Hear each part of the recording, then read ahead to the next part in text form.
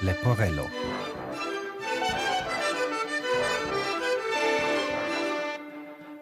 Kultur fürs Gehör.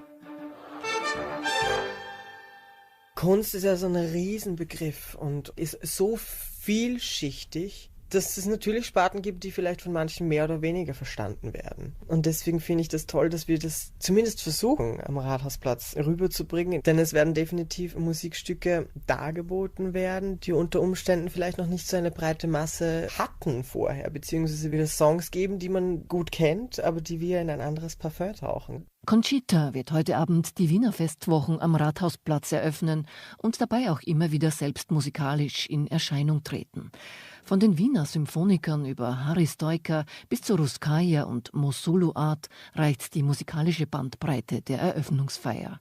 Wollen die Wiener Festwochen sich doch einmal mehr genreübergreifend und als Festival für alle verstehen. Und das ist natürlich dann immer sehr subjektiv. Denn es gibt Menschen, die bekommen Gänsehaut, wenn Whitney Houston singt und könnten sofort weinen und andere denken sich, oh, diese Schnulzen.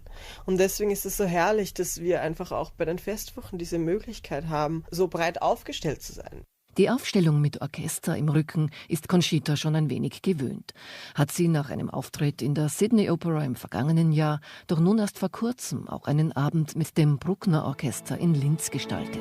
From the fading light of light, rise like a phoenix, out of the ashes seeking round and vengeance. Orchester ist natürlich immer wieder ein Ritterschlag, finde ich, denn es sind dann eben zwischen 40 und teilweise bis zu 80 Musikern, die dir gegenüber sitzen und die man dann auch in irgendeiner Art und Weise als Einzelperson, ich möchte nicht überstrahlen sagen, aber doch in irgendeiner Art und Weise als einzige Stimme dominieren zu können, ist beim Orchester schon eine große Herausforderung. Conchita ist weit über die Landesgrenzen hinaus bekannt.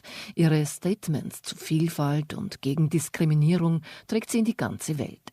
Ist die Kunst für sie ein Mittel des Spielens und des Träumens, um schlussendlich die Wirklichkeit zu verändern? Ich finde, dass Kunst, zumindest das, was ich mache, immer aus der Realität resultiert und immer knallhart und ehrlich ist. Es ist ein Träumen. Kunst ist definitiv eine Alternative zur Realität, aber trotzdem bin ich davon überzeugt, es ist eigentlich eine wahnsinnig ehrliche Reflexion der Realität. Auch wenn sie vielleicht ein bisschen bunter, ein bisschen absurder und übertriebener ist, aber in Wahrheit ist es oft nur das Überspitzen dessen, was tatsächlich passiert. Conchita reist viel und könnte ihre Arbeit überall machen, wie sie meint.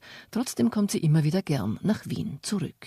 Ich liebe es, in Wien zu sein. Ich bin in der Steiermark aufgewachsen, bin nach Wien gekommen und ich habe mich, so kitschig das klingt, einfach tatsächlich verliebt. Und immer wieder aufs Neue. Gerade wenn ich auch in der Stadt unterwegs bin, sei das nun privat oder beruflich und man fährt dann irgendwie nachts nach Hause, vielleicht auch etwas angetrunken, da bin ich immer sehr melancholisch, und fährt dann an der Oper vorbei, dann denkt man sich immer wieder, wow. Was für ein schönes Stück Erde, auf dem ich leben darf. Wien hat so viel zu bieten. Und man kann eine Techno-Party besuchen. Und man kann aber auch, wenn man möchte, hier 2 Wochen nur in der Geschichte stöbern und wird jeden Tag überwältigt und überrascht. Und das ist diese Vielfalt, von der wir alle sprechen, die tatsächlich der Fall ist. Ich denke, dass Wien ist die perfekte Mischung aus Berlin und Paris.